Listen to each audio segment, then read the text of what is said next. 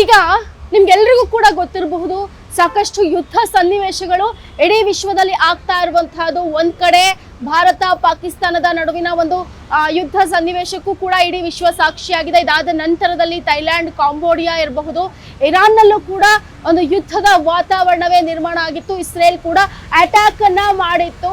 ಹೀಗೆ ಮತ್ತೊಂದು ಕಡೆ ರಷ್ಯಾ ಹಾಗೂ ಉಕ್ರೇನ್ ನಡುವಿನ ಯುದ್ಧ ಇರ್ಬೋದು.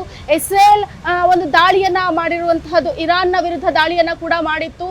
ಹಾಗೂ ಇಸ್ರೇಲ್ ಜೊತೆಗಿನ ಒಂದು ಏನು ಪ್ಯಾಲೆಸ್ತೈನ್ ಅಟ್ಯಾಕ್, ಇದೆಲ್ಲವನ್ನು ಕೂಡ ಇಡೀ ವಿಶ್ವ ಸಾಕ್ಷಿ ಆಗಿರುವಂತಹದ್ದು. ಇದೆಲ್ಲದರ ಬೆನ್ನಲ್ಲೇ ಇದೀಗ ಇಸ್ಲಾಮಿಕ್ ರಾಷ್ಟ್ರಗಳು ಒಂದು ರೀತಿ ಅಲರ್ಟ್ ಆಗಿರುವಂತೆ ಕಾಣಿಸ್ತಾ ಇರುವಂತಹದ್ದು ಮೇಲ್ನೋಟಕ್ಕೆ. ಯಾಕೆ ಅಂತಂದ್ರೆ ನಾವು ಇಲ್ಲಿ ಸೂಕ್ಷ್ಮವಾಗಿ ಒಂದು ಗಮನಿಸಬೇಕಾದಂತಹ ವಿಚಾರ ಏನು ಅಂತಂದ್ರೆ, ಒಂದು ಕಡೆ ಯುದ್ಧ ಸನ್ನಿವೇಶಗಳು ಇದೆ, ಒಂದು ಕಡೆಯಿಂದ ಪಾಕಿಸ್ತಾನ ಭಾರತದ ವಿರುದ್ಧ ತೆರೆಮರೆಯಲ್ಲಿ ಕತ್ತಿಯನ್ನ ಮಸಿತಾ ಇರುವಂತಹದ್ದು. ಇದರ ನಡುವೆ ಈಗ ಏನು ಪಾಕಿಸ್ತಾನದಲ್ಲಿ ಒಂದ್ ಕಡೆ ಬಲೂಚಿಸ್ತಾನ್, ಫ್ರೀ ಬಲೂಚಿಸ್ತಾನಕ್ಕೆ ಒಂದು ಸಪರೇಟ್ ದೇಶ ಬೇಕು ಅನ್ನುವಂತಹ ಒಂದು ಕೂಗು ಇದು ದಶಕಗಳಿಂದ ಕೂಡ ಇರುವಂತಹದ್ದು. ನಮ್ಮ ಒಂದು ಆಪರೇಷನ್ ಸಿಂಧೂರದ ಸಮಯದಲ್ಲಿ ಬಲೂಚ್ ಆರ್ಮಿಯು ಕೂಡ ಪಾಕಿಸ್ತಾನದ ಮೇಲೆ ಒಂದು ದೊಡ್ಡ ಮಟ್ಟದ ಅಟ್ಯಾಕ್ ಅನ್ನ ಮಾಡಿರುತ್ತೆ. ಇದು ಕೂಡ ನಮ್ಗೆಲ್ರಿಗೂ ಕೂಡ ಗೊತ್ತಿರುವಂತಹ ವಿಚಾರ. ಮತ್ತೊಂದು ಕಡೆ ಇರಾನ್ನಲ್ಲಿ ಅಲ್ಲಿನ ಒಂದು ನೈತಿಕ ಪೊಲೀಸ್ ಗಿರಿ ವಿರುದ್ಧ ಒಂದು ದೊಡ್ಡ ಮಟ್ಟದ ಪ್ರತಿಭಟನೆ ಭುಗಿಲೆದ್ದಿರುವಂತಹದ್ದು. ಅಲ್ಲಿ ಆಂತರಿಕ ಒಂದು ಕ್ಲಾಶಸ್ ಆಗ್ತಾ ಇರುವಂತಹದ್ದು. ಜೊತೆಗೆ ಅಲ್ಲಿನ ಒಂದು ಡಿಕ್ಟೇಟರ್ಶಿಪ್ ಏನಿದೆ ಅದನ್ನ ತೆರವುಗೊಳಿಸ್ಬಿಟ್ಟು ಒಂದು ಡೆಮೋಕ್ರಸಿ ಬರಬೇಕು ಮುಂಚಿನ ತರ ಅನ್ನುವಂತಹ ಒಂದಷ್ಟು ಕೂಗುಗಳು ಕೂಡ ಈಗ ಇರಾನ್ನಲ್ಲಿ ಎದ್ದಿರುವಂತಹದ್ದು, ಅಲ್ಲಿನ ಒಂದು ಸರ್ವಾಧಿಕಾರದ ವಿರುದ್ಧ. ಹೀಗಾಗಿ ಏನು ಇರಾನ್ನಲ್ಲೂ ಕೂಡ ಆ ಒಂದು ಇಸ್ಲಾಮಿಕ್ ರಾಷ್ಟ್ರದ ಅಥವಾ ಅಲ್ಲಿನ ಒಂದು ಕಾಯ್ದೆ ನಿಯಮಗಳ ವಿರುದ್ಧ ಜನ ಭುಗಿಲೇಳ್ತಾ ಇರುವಂತಹದ್ದು. ಒಂದಷ್ಟು ಕಡೆ ಹಿಜಾಬ್ಗಳನ್ನ ಸುಟ್ಟು ಹಾಕಿರುವಂತಹ ಒಂದು ಇನ್ಸಿಡೆಂಟ್ಗಳನ್ನ ಕೂಡ ನಾವು ನೋಡಿರ್ತೀವಿ. ಈ ಎಲ್ಲ ಬೆಳವಣಿಗೆಗಳು ದೇಶದ ಒಳಗಡೆಯೂ ಕೂಡ ಆಗ್ತಾ ಇದೆ. ಜೊತೆಗೆ ಒಂದಷ್ಟು ದೇಶಗಳ ಮೇಲೆ ಯುದ್ಧವೂ ಕೂಡ ಆಗ್ತಿದೆ. ರೀಸೆಂಟ್ ಆಗಿ ಏನು ಇಸ್ರೇಲ್ ಕತಾರ್ನ ಮೇಲೆ ದಾಳಿಯನ್ನ ಮಾಡಿರುತ್ತೆ, ಇದಾದ ನಂತರದಲ್ಲಿ ಒಂದು ಮೇಜರ್ ಸ್ಟೆಪ್ ಅನ್ನ ಇಸ್ಲಾಮಿಕ್ ರಾಷ್ಟ್ರಗಳು ಈಗ ಇಡ್ತಿವೆ ಅಂತ ಹೇಳ್ಬೋದು. ಹಾಗಾದ್ರೆ ಯಾವುದು ಆ ಮೇಜರ್ ಸ್ಟೆಪ್ ಅನ್ನುವಂಥದ್ದನ್ನ ನಾವು ನೋಡುವುದಾದ್ರೆ, ಸೊ ನಿಮ್ಗೆಲ್ಲ ಈಗಾಗಲೇ ಗೊತ್ತಿರಬಹುದು, ಏನು ಅಮೇರಿಕಾ ಹಾಗೂ UK ಸೇರ್ಕೊಂಡು ಒಂದು ನ್ಯಾಟೋ ಅಂದ್ರೆ ತಮ್ಮ ಒಂದು ಸೇಫ್ಟಿಗೆ, ತಮ್ಮ ಒಂದು ದೇಶಗಳ ಒಂದು ಸುರಕ್ಷೆಗೆ ಅಂತ ಏನು ಒಂದು ನ್ಯಾಟೋ ಅನ್ನುವಂಥ ಇದನ್ನ ರಚನೆ ಮಾಡ್ಕೊಂಡಿರುವಂತಹದ್ದು, ಅವರು ಒಂದು ಸೇನೆಯನ್ನ ರಚನೆ ಮಾಡ್ಕೊಂಡಿರುವಂತಹ ಒಂದು ನ್ಯಾಟೋ ಅನ್ನೋದನ್ನ ಬಿಲ್ಡ್ ಮಾಡ್ಕೊಂಡಿದ್ದಾರೆ.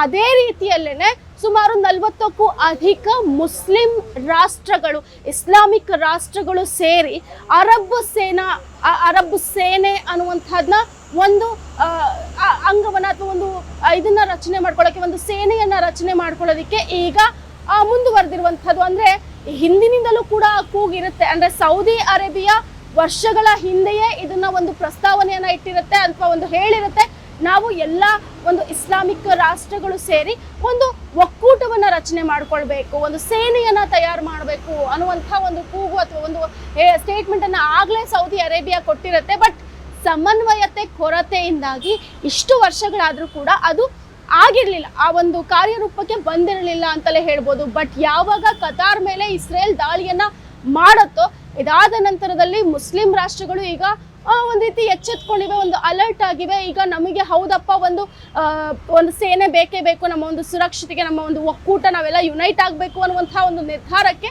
ಈಗ ಬಂದಿರುವಂತಹದ್ದು. ಈ ಒಂದು ನಿಟ್ಟಿನಲ್ಲಿ ಅರಬ್ ಸೇನೆ ಅನ್ನುವಂಥ ಒಂದು ದೊಡ್ಡ ಒಂದು ಸೇನೆ ಅಥವಾ ಒಂದು ಒಕ್ಕೂಟವನ್ನ ರಚನೆಗೆ ಈಗ ಸುಮಾರು 40ಕ್ಕೂ ಅಧಿಕ ರಾಷ್ಟ್ರಗಳು ಈಗ ಮುಂದಾಗಿರುವಂತಹದ್ದು. ಸೌದಿ ಅರೇಬಿಯಾ ಇರ್ಬೋದು, ಕತಾರ್ ಇರ್ಬೋದು, ಯೆಮೆನ್ ಇರ್ಬೋದು, ಈಜಿಪ್ಟ್ ಇರ್ಬೋದು, ಹಾಗೂ ಇದರಿಂದ ಪಾಕಿಸ್ತಾನನೂ ಹೊರತಾಗಿಲ್ಲ. ಜೊತೆಗೆ ಪಾಕಿಸ್ತಾನದ ಜೊತೆಗೆ ಇರಾನ್ ಕೂಡ ನಿಂತಿರುವಂತಹದ್ದು ಅಂತಲೇ ಕೂಡ ಹೇಳ್ಬೋದು. ಒಂದು ಕಡೆ ಪಾಕಿಸ್ತಾನದ ಪ್ರಧಾನಿ ಶೆಹಬಾಜ್ ಶರೀಫ್ ಅವರು ಇತ್ತೀಚೆಗಷ್ಟೇ ಕತಾರ್ಗೆ ಹೋಗಿರ್ತಾರೆ. ಸೊ ಕತಾರ್ನ ದೋಹಾದಲ್ಲಿ ಒಂದು ತುರ್ತು ಸಭೆಯನ್ನ ಮಾಡಲಾಗುತ್ತೆ. ಈ ಒಂದು ರಾಷ್ಟ್ರಗಳ ಪ್ರತಿನಿಧಿಗಳು ಒಕ್ಕೂಡಿಕೊಂಡು ಈ ಒಂದು ಸಭೆಯಲ್ಲಿ ಈ ಒಂದು ನಿರ್ಧಾರವನ್ನ ಅಂದ್ರೆ ಈ ಒಂದು ಪ್ರಸ್ತಾವನೆಯನ್ನ ಇಡಲಾಗಿರುವಂತಹದ್ದು. ಸುಮಾರು 40ಕ್ಕೂ ಅಧಿಕ ರಾಷ್ಟ್ರಗಳನ್ನ ಸೇರಿ ನಾವು ಅರಬ್ ಸೇನೆ ಅಂತ ಒಂದು ಒಕ್ಕೂಟವನ್ನ ಕಾರ್ಯರೂಪಕ್ಕೆ ತರಲೇಬೇಕು ಅನ್ನುವಂತಹ ಒಂದು ಚರ್ಚೆಯಾಗಿದೆ. ಈ ಚರ್ಚೆಯ ವೇಳೆ ಪಾಕಿಸ್ತಾನವೂ ಕೂಡ ಒಂದು ಪ್ರಬಲವಾಗಿ ಆಗ್ರಹಿಸಿದೆ, ಈ ಒಂದು ಒಕ್ಕೂಟ ರಚನೆ ಆಗ್ಲೇಬೇಕು, ಹಾಗೂ ಈ ಒಂದು ಒಕ್ಕೂಟದಲ್ಲಿ ನಾವು ಕೂಡ ಭಾಗಿದಾರರಿರಬೇಕು, ನಾವು ಕೂಡ ಪಾಲುದಾರರಾಗಬೇಕು ಅನ್ನುವಂತಹ ಒಂದು ಮಾತು, ಒಂದು ಪ್ರಸ್ತಾವನೆ ಅಥವಾ ಒಂದು ಆಗ್ರಹವನ್ನ ಪಾಕಿಸ್ತಾನ ಮಾಡಿರುವಂತಹದ್ದು ಅಂತ ಹೇಳ್ಬೋದು. ಜೊತೆಗೆ ಪಾಕಿಸ್ತಾನ ಇಸ್ಲಾಮಿಕ್ ರಾಷ್ಟ್ರಗಳಲ್ಲಿ ಪಾಕಿಸ್ತಾನ ತನ್ನ ಒಂದು ನ್ಯೂಕ್ಲಿಯರ್ ಪವರ್ ಅನ್ನ ಹೊಂದಿರುವಂತಹ ಒಂದು ದೇಶ ಅಂತಾನೆ ಹೇಳ್ಬೋದು.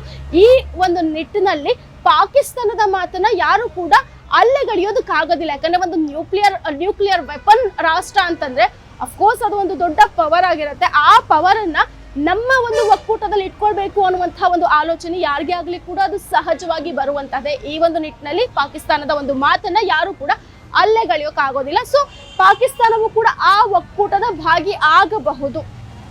ಮತ್ತೊಂದು ಕಡೆ ಇರಾನ್ ಕೂಡ ಈ ಒಂದು ಒಕ್ಕೂಟದ ಭಾಗಿ ಆಗಬೇಕು ಅನ್ನುವಂತಹ ಒಂದು ಅಂದ್ರೆ ಈ ಒಂದು ಒಕ್ಕೂಟ ರಚನೆ ಆಗಬೇಕು ಅಂತ ಒಂದು ಆಗ್ರಹವನ್ನ ವ್ಯಕ್ತಪಡಿಸಿರುವಂತದ್ದು. ಸೊ ಈ ಒಂದು ಒಕ್ಕೂಟ ರಚನೆ ಆಗಬಹುದು ಅಂತಲೂ ಹೇಳಲಾಗ್ತಾ ಇದೆ. ಈ ಒಂದು ಒಕ್ಕೂಟವನ್ನ ರಚನೆ ಮಾಡಬೇಕು ಅನ್ನುವಂತಹ ಕೂಗುಗಳು ಜೋರಾಗಿದೆ. ಬಟ್ ಈ ಒಂದು ಒಕ್ಕೂಟ ರಚನೆ ಆದ್ರೆ ನಮ್ಮ ಭಾರತಕ್ಕೆ ತುಂಬಾ ದೊಡ್ಡ ದೊಡ್ಡ ಸವಾಲುಗಳು ಭುಗಿಲೇಳೋದ್ರಲ್ಲಿ ಯಾವುದೇ ಡೌಟ್ ಇಲ್ಲ. ಯಾಕೆ ಅಂತ ಹೇಳ್ತೀನಿ. ಆಪರೇಷನ್ ಸಿಂಧೂರದ ಸಂದರ್ಭದಲ್ಲಿ ಪಾಕ್ನ ನಾವು ಬಗ್ಗು ಬಡ್ದಿದ್ವಿ. ಆ ಒಂದು ಸಂದರ್ಭದಲ್ಲಿ ಪಾಕ್ಗೆ ಇಂಡೈರೆಕ್ಟ್ ಆಗಿ ಸಪೋರ್ಟ್ ಮಾಡಿದ್ದು ಅಂತಂದ್ರೆ ಒಂದು ಬಾಂಗ್ಲಾದೇಶ ಇರ್ಬೋದು, ಟರ್ಕಿ ಇರಬಹುದು, ಚೀನಾ ಇರಬಹುದು. ಆದ್ರೆ ಎಲ್ಲಾ ರಾಷ್ಟ್ರಗಳು ಕೂಡ ಓಪನ್ ಆಗಿ ಅವ್ರಿಗೆ ಸಪೋರ್ಟ್ ಮಾಡ್ಲಿಕ್ಕೆ ಆಗ್ಲಿಲ್ಲ ಒಂದು.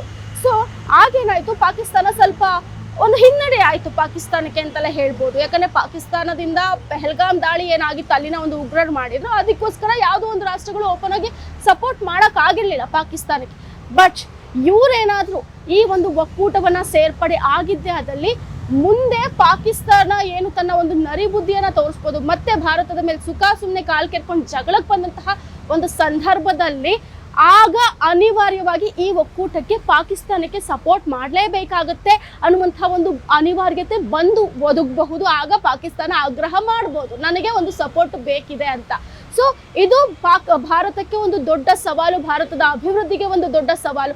ಅಭಿವೃದ್ಧಿಗೆ ಹೇಗೆ ದೊಡ್ಡ ಸವಾಲು ಅಂತ ಹೇಳುವುದಾದ್ರೆ, ಈಗ ಇರಾನ್ ಜೊತೆಗೆ ನಮ್ಮ ಒಂದು ವ್ಯಾವಹಾರಿಕ ಬಿಸ್ನೆಸ್ ತುಂಬಾ ಚೆನ್ನಾಗಿದೆ, ತುಂಬಾ ದೊಡ್ಡ ಮಟ್ಟದಲ್ಲಿ ಇರುವಂತಹದ್ದು. ಜೊತೆಗೆ ರಫ್ತಿಗೆ ನಮಗೆ ಅವರ ಒಂದು ಆ ಒಂದು ಇರಾನ್ನ ಥ್ರೂ ಹೋಗುವಂತಹ ಒಂದು ಮಾರ್ಗ ಏನಿದೆ ಅದು ನಮಗೆ ತುಂಬಾ ಇಂಪಾರ್ಟೆಂಟ್ ಆಗುತ್ತೆ.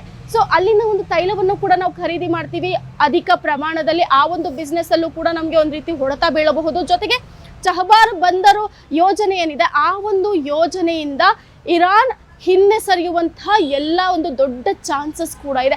ಒಂದೊಮ್ಮೆ ಇರಾನ್ ಆ ಒಂದು ಯೋಜನೆಯಿಂದ ಹಿಂದೆ ಸರಿದ್ರೆ ನಾವು ರಫ್ತಿಗಾಗಿ ಪರ್ಯಾಯ ಮಾರ್ಗವನ್ನ ಹುಡುಕ್ಬೇಕಾಗತ್ತೆ. ಆಗ ನಮಗೆ ಹೆಚ್ಚು ವೆಚ್ಚ ತೆಗಲತ್ತೆ, ಹೆಚ್ಚು ಒಂದು ಬೇರೆ ಬೇರೆ ರೀತಿಯಾದಂತಹ ಒಂದಷ್ಟು ಚಾಲೆಂಜಸ್ನ ನಾವು ಭಾರತ ಫೇಸ್ ಮಾಡಬೇಕಾಗತ್ತೆ. ಜೊತೆಗೆ ಭಾರತದ ಜೊತೆಗೆ ಬೇರೆ ದೇಶಗಳ ಒಂದು ಏನು ವ್ಯಾವಹಾರಿಕ ಸಂಬಂಧ ಇದೆ ಅದು ಕೂಡ ಹದಗೆಡುವಂತಹ ಎಲ್ಲ ಚಾನ್ಸಸ್ ಇದೆ ಒಂದೊಮ್ಮೆ ಈ ಒಕ್ಕೂಟ ರಚನೆ ಆಯ್ತು ಅಂತಂದ್ರೆ. ಹೀಗಾಗಿ ಈಗ ಭಾರತದ ಮುಂದೆ ಒಂದು ದೊಡ್ಡ ಸವಾಲು ಎದುರಾಗಲಿದೆ ಮುಂದೆ ಭವಿಷ್ಯದಲ್ಲಿ ಅನ್ನುವಂಥದ್ದು ಕ್ಲಿಯರ್ ಆಗ್ತಾ ಇದೆ. ಸೊ ಇದನ್ನ ಯಾವ ರೀತಿ ಭಾರತ ಎದುರಿಸುತ್ತೆ, ಭಾರತ ಯಾವ ರೀತಿ ಈ ಒಂದು ದೇಶಗಳಿಗೆ ಕೌಂಟರ್ ಅಟ್ಯಾಕ್ ಅನ್ನ ಕೊಡುತ್ತೆ, ಕೌಂಟರ್ ಅಟ್ಯಾಕ್ ಅನ್ನ ಮಾಡುತ್ತೆ ಅನ್ನುವಂಥ ಒಂದು ಈಗ ಕುತೂಹಲ ಪ್ರಶ್ನೆಗಳು ಈಗ ಭಾರತೀಯರ ಮುಂದೆ ಇರುವಂತಹದ್ದು.